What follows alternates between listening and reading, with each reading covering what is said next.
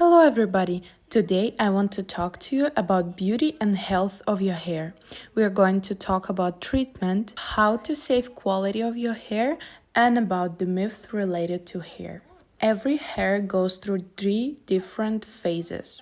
First one is the phase of active growth, which lasts for about 1000 days. During this time, you can make sure your hair is healthy and long. You can do it with right treatment and nutrition. Next is calm state that lasts for 10 days. During this time, the old hair is getting ready being replaced by the new and healthier one. And the last is falling out phase, which lasts for 100 days. It happens by itself when under the old hair, the new one is being born. Normally, those phases go along the seasons, in spring and autumn. Your hair gets nutrition through the hair follicles, which get them from the blood circulation. Therefore, this problem should be solved as a complex. You should make sure that you give your hair nutrition from within and you do the right treatment on the outside. Here are some key factors for healthy and shiny hair. Your hair gets nutrition from the follicle. Therefore, it's best to improve circulation and make sure it gets enough nutrition.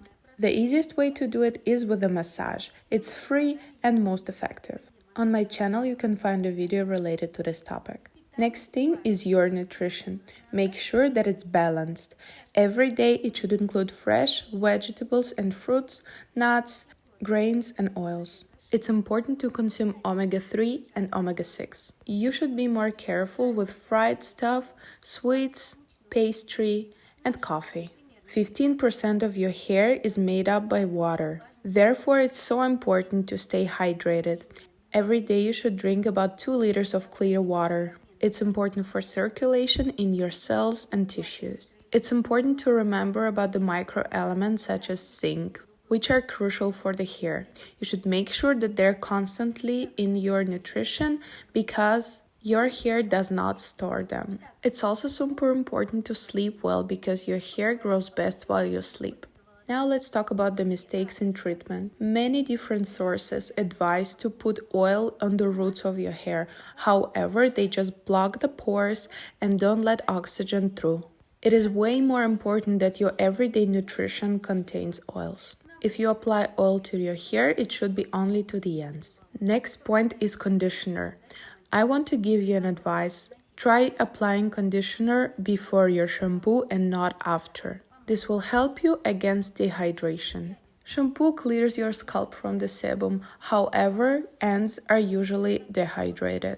Therefore, try to wet your hair, then put conditioner on the ends, and only after that put shampoo into the roots. Then foam it well and rinse it off.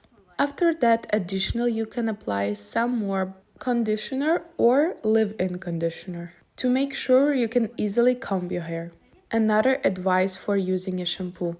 You should add water to any shampoo since it's always sold as a concentrate. It is not going to make the quality of shampoo worse and it's also going to be easier to apply it. The next mistake is using the shampoo for oily hair on everyday basis. Those shampoos contain a lot of substances that overdry your skin. And skin, as a protection mechanism, produces even more sebum in order to keep it hydrated.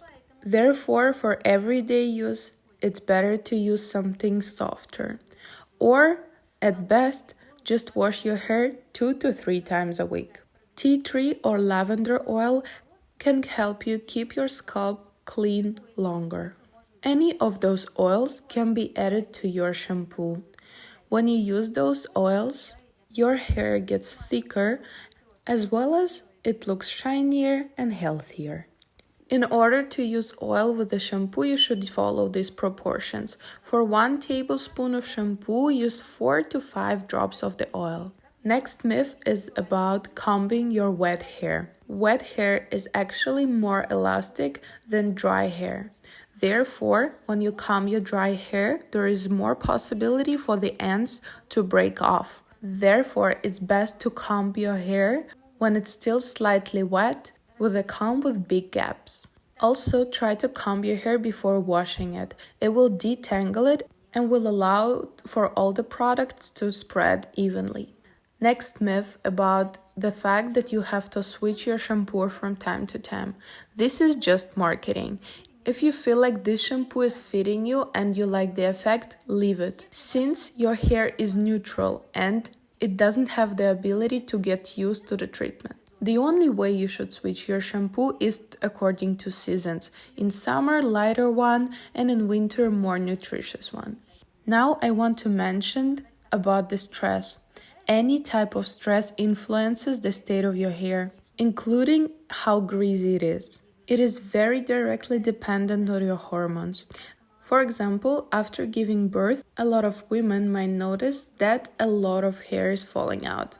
It happens because during pregnancy, the falling out phase stops and all the hair falls out after giving birth. However, being stressed about the fact that your hair falls out is going to make the situation even worse.